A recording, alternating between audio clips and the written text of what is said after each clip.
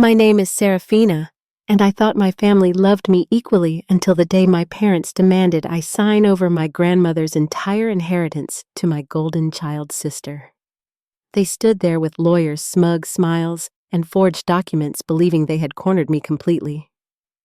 What they did not know was that I had been carrying the original property deed in my purse for 3 years, waiting for this exact moment.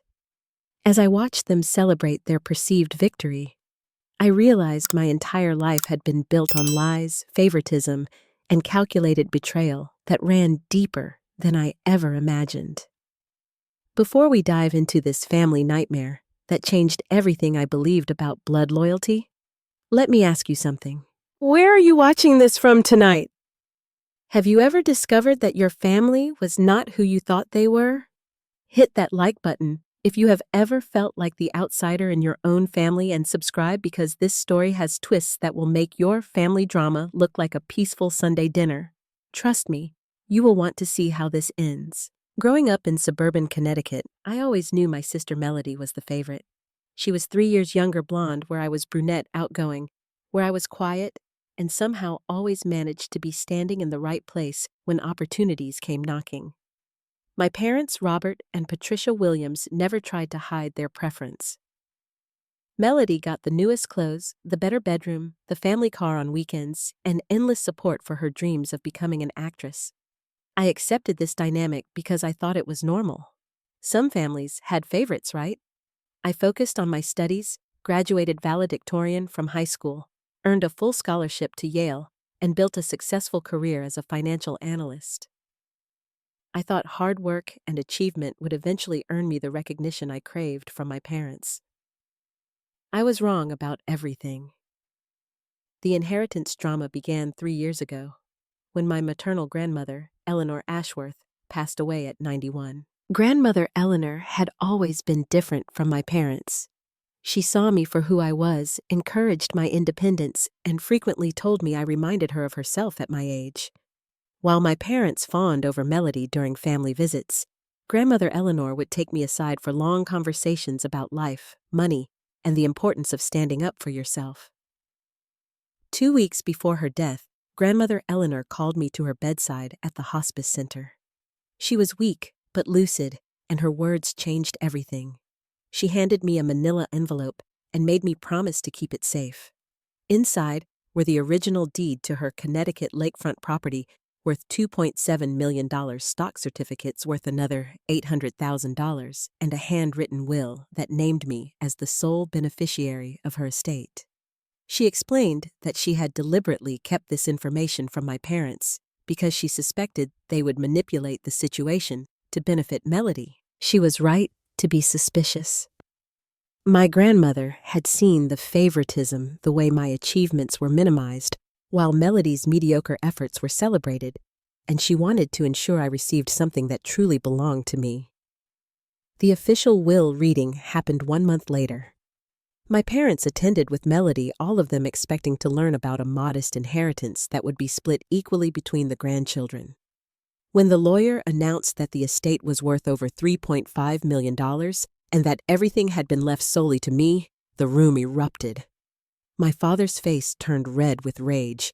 He demanded to see the documents, accused the lawyer of making an error, and insisted that Grandmother Eleanor must have been suffering from dementia when she made these decisions. My mother sat in stunned silence, occasionally shooting accusatory glances in my direction, as if I had somehow manipulated a dying woman. Melody broke down in tears, wailing about how unfair it was that I got everything while she got nothing. She had been counting on inheritance money to fund her acting classes and move to Los Angeles. My parents immediately rallied around her, comforting her while treating me like I had committed theft. The lawyer explained that the will was legally binding and had been prepared with full documentation of Grandmother Eleanor's mental competency. There were medical records, witness statements, and video recordings of her explaining her reasoning. Everything was airtight, or so I thought. Over the following weeks, my parents launched a campaign to convince me to share the inheritance equally with Melody. They started with guilt tactics, reminding me about family loyalty, and how Melody had always looked up to me as a big sister. When that failed, they escalated to emotional manipulation, telling me that keeping everything for myself would destroy our family forever. They brought up every favor they had ever done for me, every dollar they had spent on my education, every family vacation where I had been included. They conveniently forgot that I had paid for my own college education through scholarships and work-study programs, that I had been financially independent since age 18, and that their support had always been minimal compared to what they gave Melody. The pressure intensified when they recruited extended family members to join their cause. Aunts, uncles, and cousins who had never shown interest in my life suddenly started calling to lecture me about sharing with my sister. They painted me as greedy and selfish, claiming that grandmother Eleanor would be disappointed in my behavior. What hurt most was discovering that my parents had been lying about the inheritance timeline. They had known about grandmother Eleanor's will for months before her death. They had tried to convince her to change. It had brought Melody to visit more frequently in her final weeks, and had even consulted with lawyers about challenging the will on grounds of undue influence. When I learned about their behind-the-scenes maneuvering, I realized this was not about fairness or family harmony. This was about money control and their inability to accept that someone other than Melody had been chosen for something important. They were treating me like an obstacle to be overcome, rather than a daughter whose inheritance rights deserved respect. The breaking point came 6 months after grandmother Eleanor's death. I had been trying to maintain family relationships while protecting my inheritance, but the constant pressure was wearing me down. My parents had started threatening to cut off all contact if I did not reconsider my position. They made it clear that continuing to claim my full inheritance meant choosing to be an outsider in my own family. That threat revealed everything I needed to know about their love for me. It was conditional, transactional, and completely dependent on my willingness to sacrifice my own interests for Melody's benefit. I finally understood that I had never been their daughter in the way that mattered. I had been a placeholder, someone to praise when Melody was not around, but never someone whose needs truly counted. The family meeting that changed everything happened on a cold Tuesday evening in February, exactly 8 months after grandmother Eleanor's death. My parents had been unusually persistent about arranging this gathering, claiming they had found important new information about the inheritance that required immediate discussion. They insisted I bring all the original inheritance documents with me for review. Something felt wrong about their urgency, but I agreed to meet at the family home where I had grown up. I arrived to find not just my parents and Melody, but also 2 men in expensive suits who were introduced as estate lawyers. The formal setup immediately put me on high alert, but I tried to maintain an open mind about whatever they wanted to discuss. My father began the meeting by expressing disappointment in how I had handled the inheritance situation. He claimed that my selfishness was tearing the family apart, and that grandmother Eleanor would be horrified to see her legacy causing such division. He painted himself and my mother as peacemakers, trying to resolve an unfortunate misunderstanding. Then he dropped the bombshell. The lawyers had discovered what they called irregularities in grandmother Eleanor's will. They claimed to have evidence that she had been suffering from early-stage dementia during the final months of her life, which would invalidate any legal documents she had signed during that period. They produced medical records, witness statements, and expert evaluations that supposedly proved she lacked the mental capacity to make informed decisions about her estate. The lead lawyer explained that while the original will could not be completely overturned due to legal technicalities, there was a pathway to challenge the distribution of assets. He claimed that the fairest resolution would be for me to voluntarily redistribute the inheritance equally between Melody and myself, which would avoid lengthy court battles that could consume much of the estate value in legal fees. My mother joined the presentation with tears in her eyes, begging me to do the right thing for the sake of family unity. She talked about how proud grandmother Eleanor had been of both her granddaughters and how she would want us to support each other rather than fight over money. Melody sat quietly crying, playing the role of the innocent victim whose dreams were being crushed by my greed. The lawyers then presented documents they wanted me to sign immediately. They claimed these papers would formalize the equal distribution of assets and prevent any future legal challenges from either side. They emphasized that this was a limited-time offer and that refusing to cooperate would force them to pursue more aggressive legal action that could result in me losing everything. As I reviewed the documents, I realized they were far more comprehensive than the lawyers had indicated. I would be transferring not just half the inheritance to Melody, but also giving up any future claims to family property, including my parents' house and any assets they might leave behind. The agreements also included clauses that would prevent me from discussing the inheritance situation with anyone outside the immediate family. The pressure in the room was suffocating. My parents kept emphasizing how disappointed they were in my behavior, how I was destroying relationships that could never be repaired, and how this was my last chance to prove that I truly cared about family. The lawyers added legal intimidation warning about the costs and uncertainty of fighting their evidence in court. But something about their presentation did not add up. If they had such strong evidence of grandmother Eleanor's mental incompetency, why were they offering me a settlement instead of simply invalidating the will through proper legal channels? Why were they rushing me to sign documents without giving me time to consult my own legal representation? Why did the settlement terms go far beyond splitting the inheritance equally? I asked for time to have my own lawyer review the documents, which triggered an immediate negative response. My father accused me of stalling and being unreasonable, while the lawyers warned that their generous offer might not remain available if I delayed. They claimed that involving additional lawyers would only complicate the situation and increase costs for everyone involved.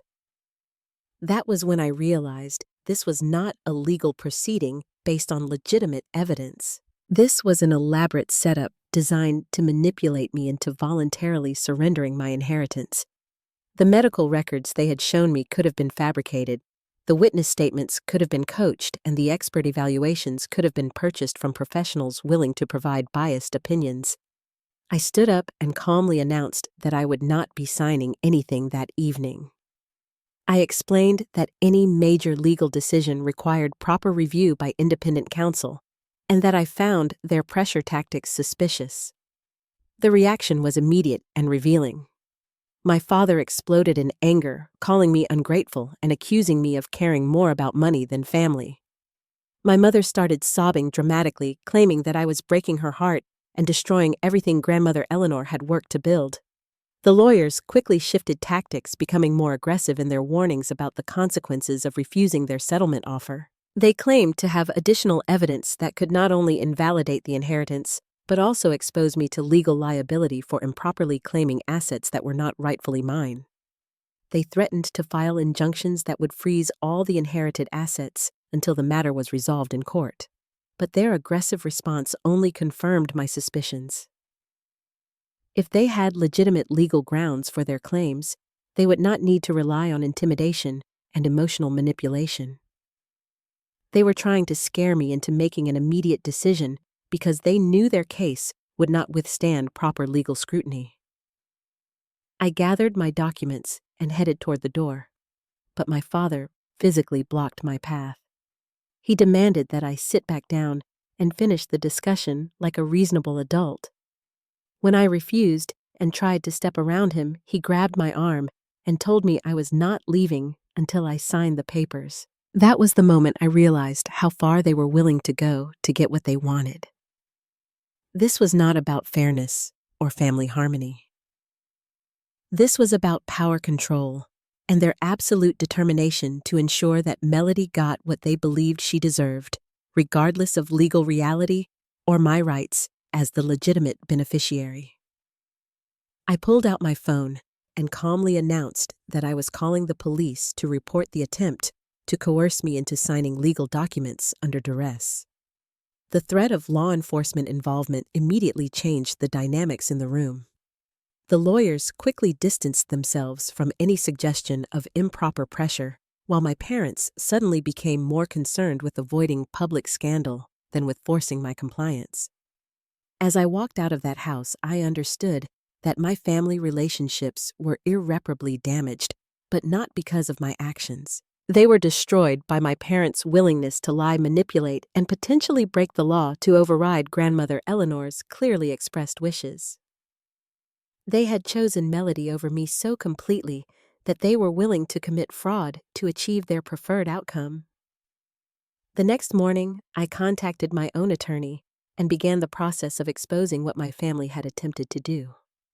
I had recordings on my phone from the previous evening, copies of all the documents they had wanted me to sign, and evidence of their coordinated campaign to pressure me into surrendering my inheritance. What they did not know was that I had been documenting their behavior for months, building a comprehensive record of their attempts at manipulation and coercion. The weeks following my dramatic exit from that family meeting became a masterclass in legal strategy and personal resilience. My attorney, Margaret Thompson, was a sharp woman in her 50s who specialized in inheritance disputes and elder abuse cases. After reviewing all my documentation and listening to the recordings from that evening, she confirmed what I had suspected: my family had attempted to commit inheritance fraud through forgery, coercion, and potentially criminal conspiracy. Margaret's first recommendation was to secure all the inherited assets immediately. We transferred the stock portfolios to accounts that only I could access, placed the lakefront property deed in a safety deposit box at a different bank, and established a paper trail documenting every transaction. If my parents tried to challenge the inheritance through legitimate legal channels, we wanted ironclad proof of my rightful ownership and responsible management of the assets. The forged medical records were easier to disprove than I had expected. Margaret contacted the doctors who had allegedly treated grandmother Eleanor for dementia, and none of them had any record of cognitive decline or mental incompetency. The supposed expert evaluations were traced back to a retired physician who admitted he had been paid $5,000 to write a report without ever examining the patient. The witness statements contained factual errors about dates and locations that proved they were fabricated. As we built our case, Margaret suggested something that initially made me uncomfortable, reaching out to other family members who might have relevant information about my parents' behavior. She explained that inheritance fraud often involved broader patterns of manipulation and financial abuse that extended beyond the immediate situation. If my parents had tried to manipulate grandmother Eleanor's will, they might have attempted similar schemes with other relatives. I started with my father's sister, Aunt Caroline, who lived in California and had maintained an independent relationship with grandmother Eleanor.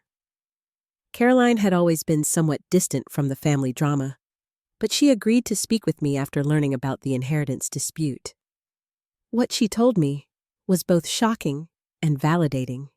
Aunt Caroline revealed that my parents had contacted her 6 months before grandmother Eleanor's death, asking detailed questions about the estate and expressing concern about my grandmother's mental state. They had tried to convince Caroline to support their efforts to have the will changed, claiming that leaving everything to one grandchild would create family problems. When Caroline refused to get involved, my parents had largely cut off communication with her. More importantly, Aunt Caroline had copies of letters that grandmother Eleanor had written to her during the final year of her life. These letters clearly demonstrated mental sharpness, detailed memory, and explicit statements about her intention to leave the inheritance solely to me. In one particularly revealing letter, grandmother Eleanor wrote about watching my parents favor Melody throughout our childhood and wanting to ensure that I received recognition for my character and achievements. Armed with this new evidence, Margaret advised me to take a more aggressive approach. We filed formal complaints with the State Bar Association against the lawyers who had participated in the fraudulent settlement meeting.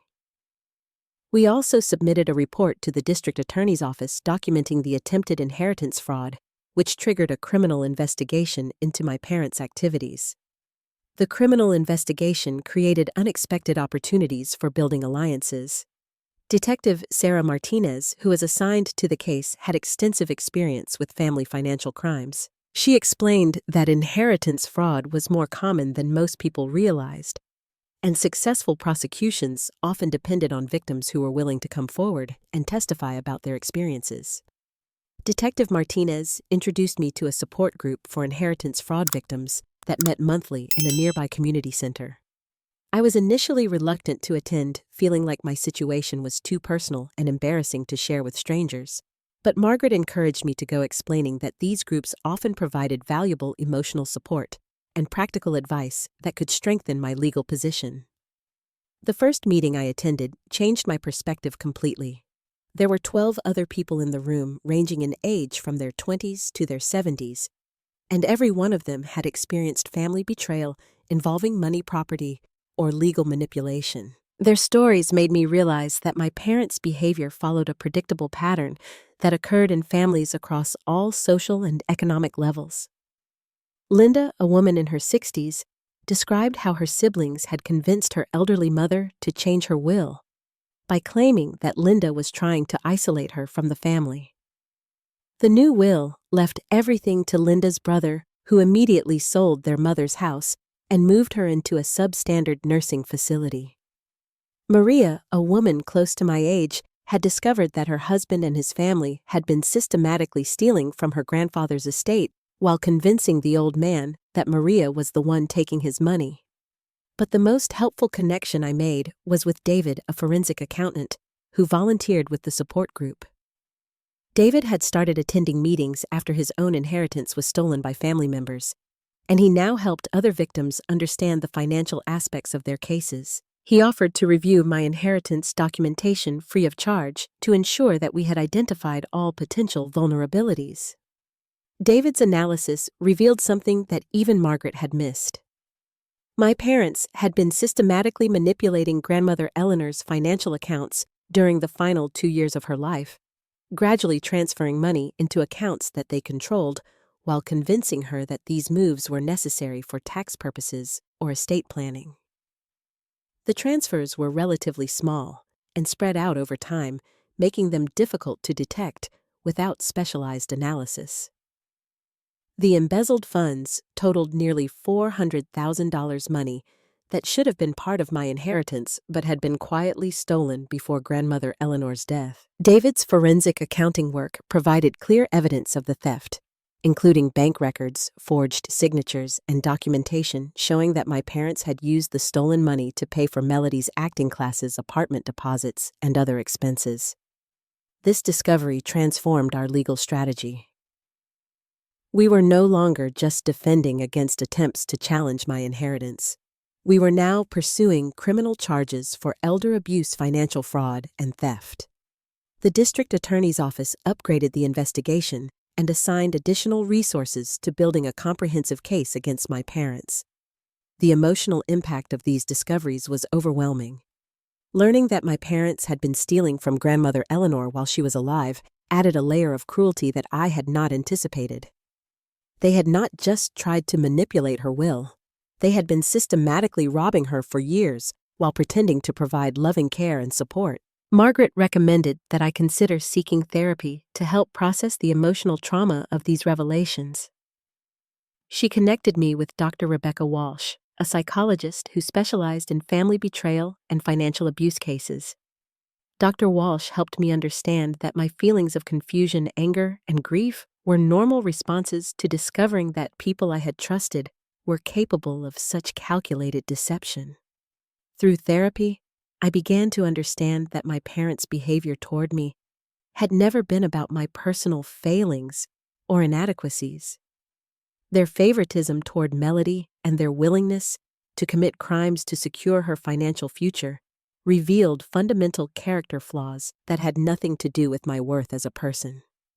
They were people who believed that their preferred outcomes justified any means necessary to achieve them, including fraud, theft, and emotional manipulation. As winter turned to spring, our legal team had assembled an overwhelming case against my parents. We had documented evidence of inheritance fraud, elder abuse, embezzlement, and conspiracy. We had multiple witnesses, expert testimony, and forensic accounting analysis that proved criminal activity spanning several years. The district attorney was preparing to file formal charges that could result in significant prison sentences and financial restitution. But just as I was beginning to feel confident about achieving justice, I received a phone call that changed everything again. The caller identified himself as James Morrison, a private investigator who claimed to have information that could affect my case. He asked to meet with me immediately, warning that there were aspects of the situation that I did not understand, and that proceeding with criminal charges could have unintended consequences for everyone involved. The urgency in his voice and his knowledge of details about my case that had not been made public convinced me to agree to the meeting.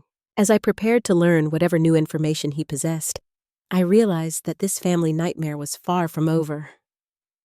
Every time I thought I understood the full scope of my parents' betrayal, new revelations emerged that made the situation even more complex and disturbing than I had imagined. James Morrison met me at a quiet coffee shop downtown, choosing a corner table away from other customers. He was a tall man in his 40s with graying temples and the kind of calm demeanor that comes from years of handling sensitive information. What he told me in the next hour shattered everything I thought I knew about my case and the people I had trusted to help me seek justice. Morrison explained that he had been hired 3 weeks earlier by someone connected to my family's legal situation, but he refused to identify his client initially. His investigation had uncovered information that went far beyond the inheritance fraud and embezzlement we had already documented. According to Morrison, there was a much larger financial conspiracy involving multiple family members, and my parents were not the only ones who had been manipulating grandmother Eleanor's assets. The bombshell he dropped made my blood run cold. Detective Sarah Martinez, who had been leading the criminal investigation into my parents' activities, was not the honest law enforcement officer I believed her to be. Morrison had discovered that Martinez had a personal relationship with one of the lawyers who had participated in the fraudulent settlement meeting. They had been college roommates, maintained regular contact, and had worked together on previous cases involving inheritance disputes. More damaging was Morrison's evidence that Martinez had been feeding information about our investigation to my parents' legal team. She had shared details about witness statements, forensic evidence, and prosecution strategies that allowed my parents to prepare counter-arguments and destroy potentially incriminating documentation. The criminal case that I thought was building strength was actually being systematically undermined from within the law enforcement system. Morrison showed me photographs, phone records, and financial documents that proved Martinez had received payments totaling $15,000 from a legal defense fund established by my parents. The payments were disguised as consulting fees for security services, but the timing coincided perfectly with key developments in our case. Every time we discovered new evidence or identified additional witnesses, Martinez had advance warning that allowed her to minimize the impact of our findings. The betrayal extended beyond Detective Martinez. Morrison revealed that David, the forensic accountant from the support group who had volunteered to help with my case, was also working against my interests. David had been sharing copies of all financial documents with a third party, who was passing the information to my parents' legal team. The comprehensive forensic analysis that we thought was building an airtight case was actually providing our opponents with a roadmap for hiding assets and destroying evidence. David's involvement was particularly devastating because I had trusted him completely.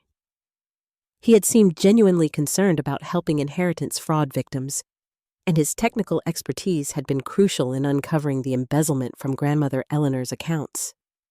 Learning that he had been documenting our discoveries in order to help my parents defend against them felt like a personal violation that went beyond professional betrayal. Morrison explained that David was not a volunteer victim advocate as he had claimed. He was a professional consultant who specialized in helping wealthy families protect assets during inheritance disputes. His participation in the support group was a cover that allowed him to identify potential targets and gather intelligence about ongoing legal cases. He had been paid over $30,000 by my parents to infiltrate our team and provide insider information about our legal strategy. The scope of the conspiracy was staggering. My parents had not just attempted inheritance fraud. They had built an entire network of corrupt professionals who were working together to ensure their success. They had police protection through Martinez's financial intelligence through David, and legal coordination through the lawyers who had orchestrated the fraudulent settlement meeting. What I had thought was my fight for justice was actually their carefully orchestrated plan to destroy my case while appearing to cooperate with law enforcement. Morrison's revelations explained why our supposedly strong case had been making so little progress toward actual prosecutions. Every time Margaret and I thought we had achieved a breakthrough, new complications would emerge that delayed legal proceedings or weakened our evidence. Documents would mysteriously disappear from evidence. Lockers, witnesses would suddenly become unavailable or change their statements. And technical experts would discover problems with forensic analysis that had previously seemed conclusive. The most crushing revelation was that Margaret Thompson, my attorney, was aware of some aspects of the corruption but had chosen not to inform me. Morrison showed me email correspondence between Margaret and other lawyers involved in the case that demonstrated she knew Martinez was compromising the investigation. Rather than removing Martinez from the case or reporting the corruption, Margaret had decided to work around it while keeping me in the dark about the security breaches. Margaret's reasoning, according to the emails Morrison had obtained, was that exposing the corruption would destroy our case entirely and leave me with no legal recourse. She believed that managing the compromised investigation carefully would still allow us to achieve some level of justice even if we could not pursue the full criminal prosecution that the evidence supported. She had made this decision without consulting me, treating me like a client who needed protection from difficult truths rather than a partner in seeking justice. When Morrison finished his presentation, I sat in stunned silence, trying to process the magnitude of the betrayal I had experienced. The people I had trusted most in my fight against my parents' fraud had been working against me from the beginning. The support system I thought I had built was actually a carefully constructed trap designed to ensure that my parents could steal my inheritance while appearing to face legitimate legal consequences. Morrison then revealed the identity of his client, Aunt Caroline, my father's sister, who had provided the letters from grandmother Eleanor that supported my case. Caroline had become suspicious when she noticed that our supposedly strong evidence was not resulting in criminal charges against my parents. She had hired Morrison to investigate whether there were problems with our legal strategy or corruption within the law enforcement agencies handling the case. Caroline's investigation had uncovered the full scope of the conspiracy, but it had also revealed something else that changed everything. She had additional evidence that could still result in justice for grandmother Eleanor and accountability for my parents, but using it would require abandoning our current legal strategy and starting over with entirely new allies and a different approach. Morrison explained that Caroline wanted to meet with me immediately to discuss this new evidence and the alternative strategy she had developed. She had been working quietly for months to build a case that could not be compromised by corrupt insiders or manipulated by my parents' network of professional conspirators. But proceeding with her plan would mean exposing the corruption we had discovered, which could result in criminal charges against Martinez David and potentially Margaret. As I left that coffee shop, I realized that my fight for justice had become something much larger than recovering my inheritance or holding my parents accountable for their fraud. I was now facing a choice between accepting partial victory through a compromised system or risking everything to expose a network of corruption that extended far beyond my family's crimes. The stakes had escalated beyond anything I could have imagined when this nightmare began. Aunt Caroline's house in Hartford was nothing like the suburban family home where I had grown up. Her study was lined with law books, file cabinets, and multiple computer monitors that looked more like a private investigation office than a retired teacher's workspace. What she showed me that evening would not only vindicate grandmother Eleanor's memory, but completely destroy my parents' carefully constructed web of lies and corruption. Carolyn had not been entirely honest about her background when we first spoke. She was not simply a retired teacher who had maintained correspondence with grandmother Eleanor. She was a retired federal investigator who had spent 30 years working financial crimes for the Treasury Department. Her expertise in tracking money laundering and asset manipulation had made her suspicious of my parents' behavior, long before grandmother Eleanor's death. The evidence Caroline had assembled was comprehensive and devastating. She had been conducting her own investigation parallel to our official legal case, using professional contacts and investigative techniques that were not available to private attorneys or local law enforcement. Her findings revealed that my parents' crimes extended far beyond the inheritance fraud and embezzlement we had already documented.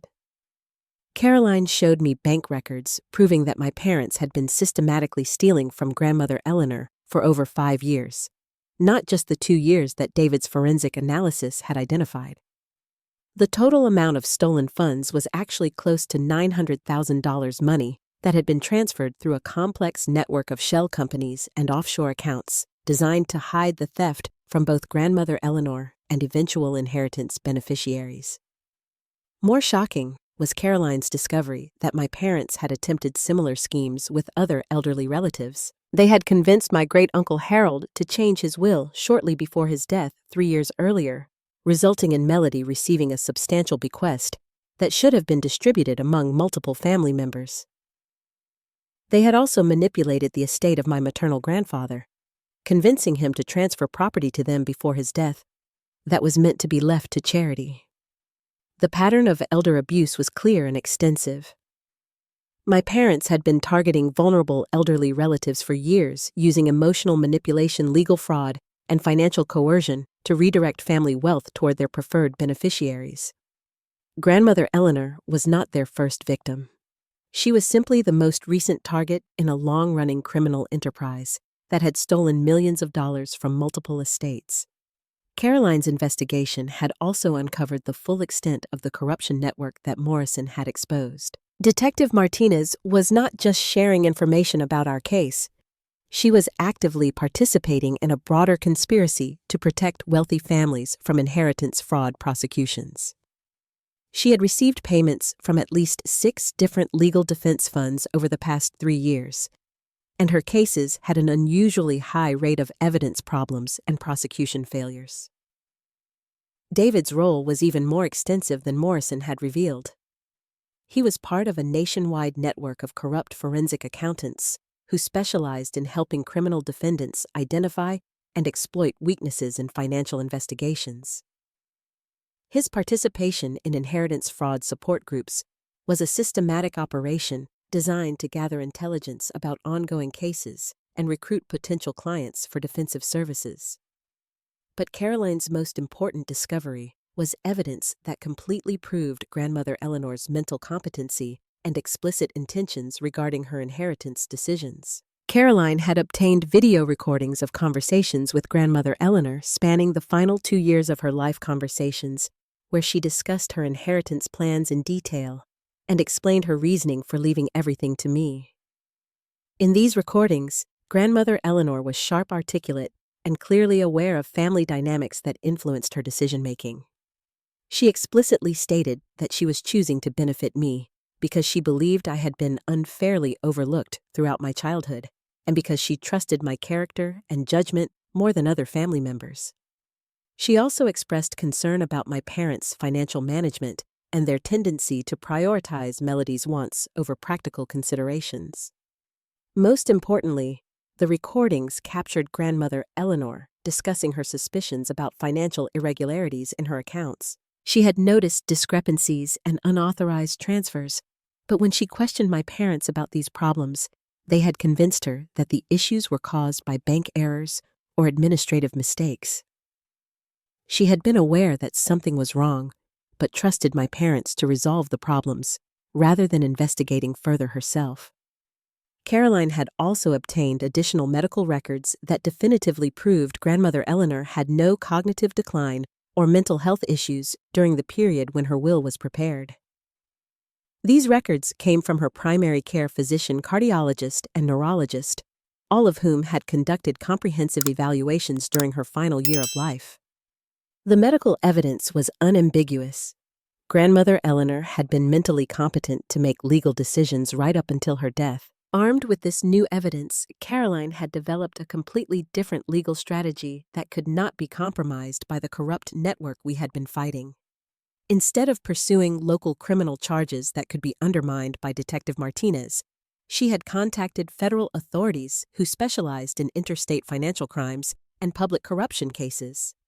The Federal Bureau of Investigation had opened a formal investigation into the network of corruption that included Martinez David and the lawyers who had participated in the fraudulent settlement meeting. The federal case would encompass not just my parents' crimes, but the broader conspiracy to obstruct justice and manipulate inheritance fraud investigations across multiple jurisdictions. Carolyn introduced me to Special Agent Lisa Rodriguez, who was leading the federal investigation. Agent Rodriguez explained that federal prosecution would provide stronger legal protections and more severe consequences for the crimes that had been committed. The federal courts had jurisdiction over the interstate aspects of the financial fraud, and federal sentencing guidelines would result in much longer prison terms than local prosecutions could achieve. Agent Rodriguez also revealed that the federal investigation had been monitoring our compromised local case for several weeks.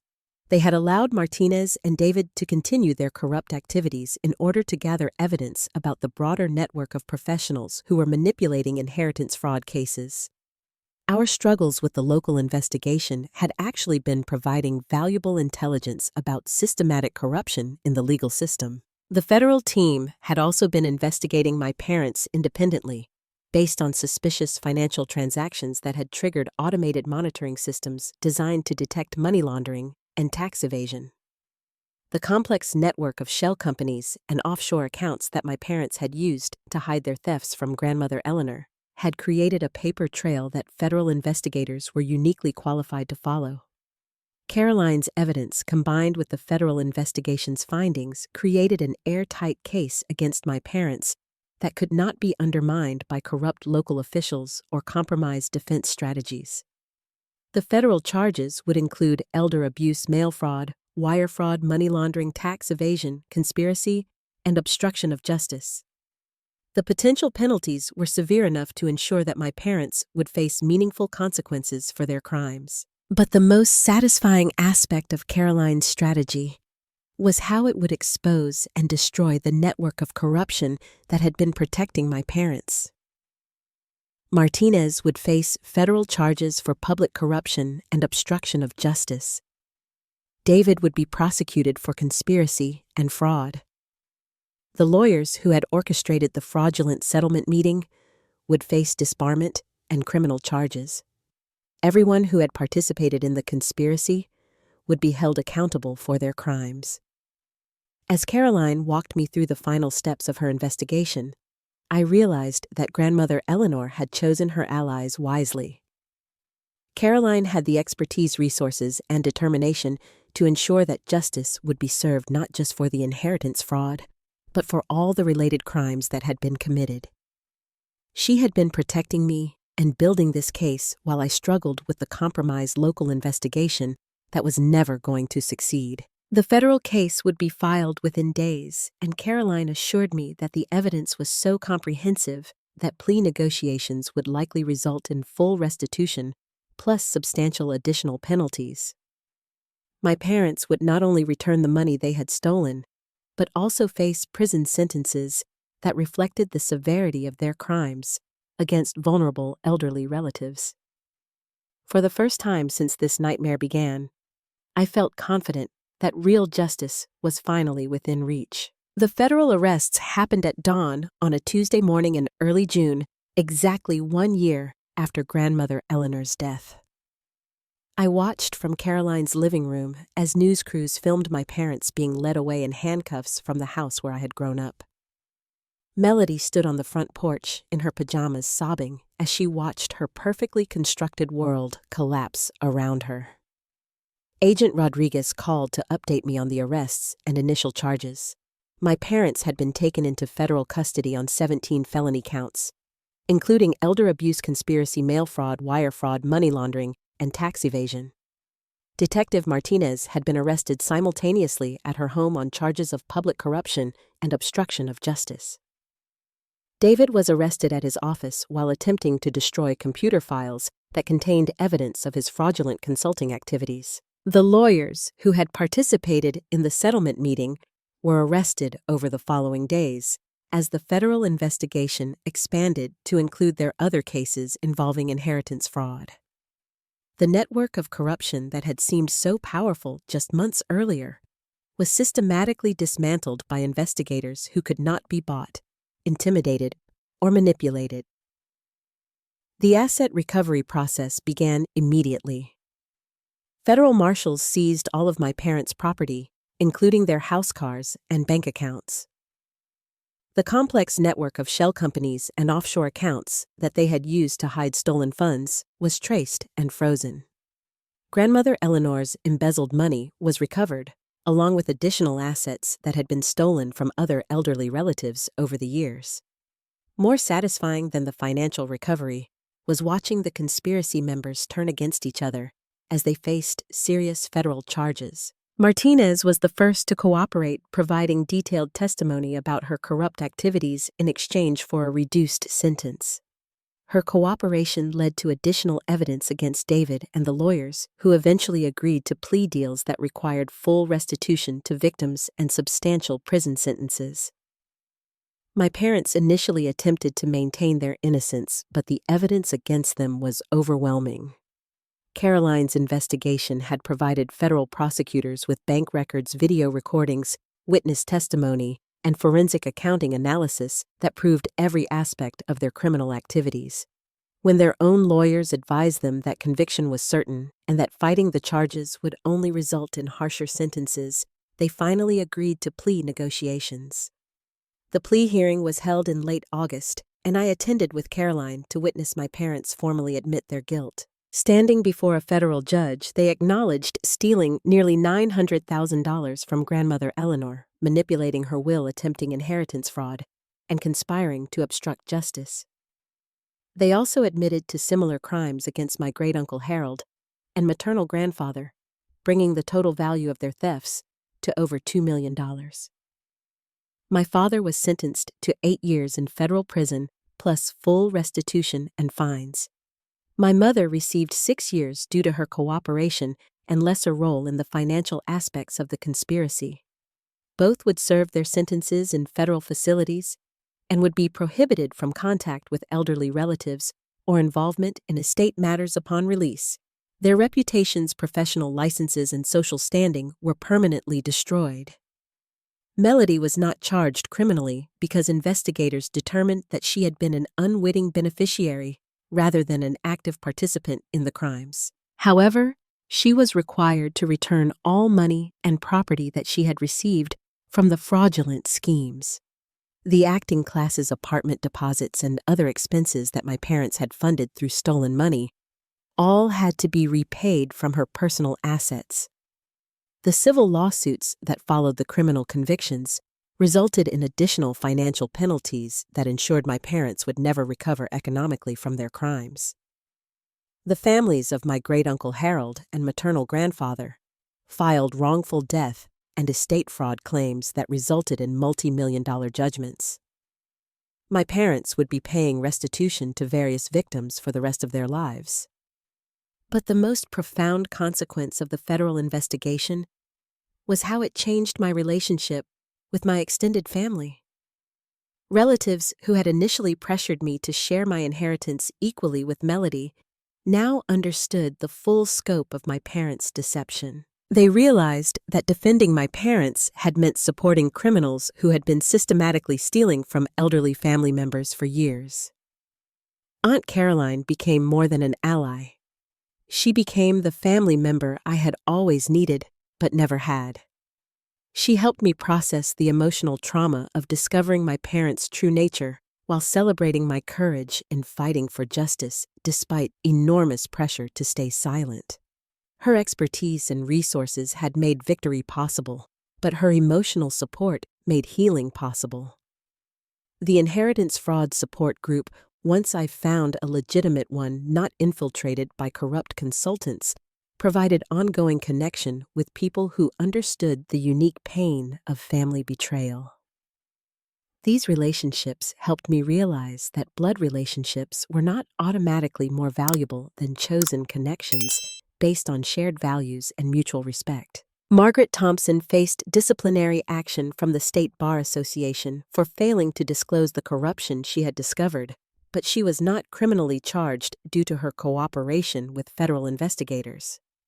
I chose not to pursue a malpractice claim against her because her mistakes had been errors in judgment rather than intentional deception. She had genuinely tried to protect my interests within a compromised system, even though her methods were misguided. The financial recovery exceeded even Caroline's optimistic projections. In addition to recovering all of grandmother Eleanor's stolen assets, the federal investigation identified tax fraud and money laundering penalties that resulted in additional payments to victims. My inheritance was not only restored, but supplemented by punitive damages and interest that reflected the full cost of my parents' crimes. More importantly, I had learned to distinguish between family loyalty and enabling criminal behavior. The people who had pressured me to share my inheritance equally had been asking me to participate in covering up crimes against a vulnerable elderly woman. True family loyalty meant protecting grandmother Eleanor's memory and ensuring that her wishes were honored, not protecting criminals from accountability. As I write this story, 2 years have passed since the arrests. My parents remain in federal prison and will not be eligible for parole for several more years. Melody has struggled to rebuild her life without the financial support she had always taken for granted, but she has finally begun to understand how her privileged position was built on criminal activity. The relationships that matter most in my life now are the ones I have chosen based on character integrity and mutual support. Caroline has become the parental figure I always needed. The members of my support group have become trusted friends who understand the complexity of healing from family betrayal. Agent Rodriguez and the federal prosecutors who handled the case have remained professional mentors who demonstrated what real justice looks like. Grandmother Eleanor's inheritance has been used exactly as she intended. I have established a foundation that supports elderly abuse victims and provides resources for inheritance fraud investigations. The money she left me is creating positive change that honors her memory while helping other families avoid the trauma that mine experienced. Looking back on this nightmare, I realized that discovering my parents' true nature was painful, but ultimately liberating. I no longer waste energy trying to earn love from people who were incapable of providing it authentically. I no longer accept responsibility for other people's criminal choices or emotional manipulation. I have learned to trust my instincts, value my own judgment, and build relationships based on genuine care rather than obligation. The most important lesson from this experience is that justice is possible when you refuse to accept corruption and betrayal as normal family dynamics. Standing up for what is right requires courage, but it also attracts allies who share your values and want to support your fight for accountability. Caroline, Agent Rodriguez, and the other professionals who helped me seek justice all proved that there are people in the world who will fight corruption, even when it is difficult and dangerous to do so. Have you ever discovered that someone you trusted completely was living a double life? How do you rebuild your ability to trust after experiencing such profound betrayal from the people who were supposed to protect you? Share your thoughts in the comments below because I know many of you have faced similar situations where family loyalty conflicted with doing what was right. If this story resonated with your own experiences, please hit that like button and subscribe for more real-life stories about overcoming family drama and finding justice. Share this video with anyone who might need to hear that standing up to family corruption is not only possible but necessary for healing and moving forward. Thank you for listening to my story and for supporting others who are fighting their own battles against family betrayal. Remember that your worth is not determined by how your family treats you, and you deserve relationships built on honesty, respect, and genuine care. Until next time, keep fighting for the truth and never let anyone convince you that accepting injustice is the price of family harmony.